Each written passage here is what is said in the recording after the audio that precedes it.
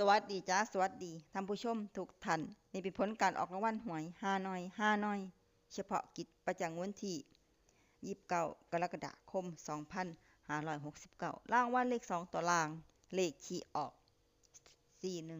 4141รางวัลเลข5ตัวล่างเลขที่ออก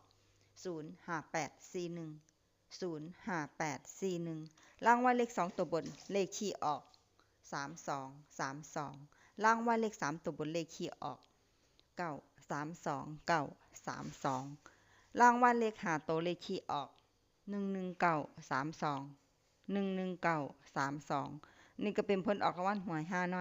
อยเฉพาะกิจประจำวันที่29กรกฎาคม2569ขอให้โชคดีมีชัยถูกหวยฮานอย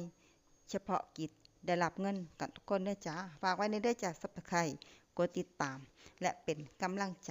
ขอขอบคุณทุกท่านที่เข้ามารับชมและรับฟังแล้วมาพบกับไม้ในผลการออกหวยฮานอยในเวลา 17:30 นาทีในฮานอยพิเศษสำหรับครั้งนี้ขอบคุณและสวัสดีจ้า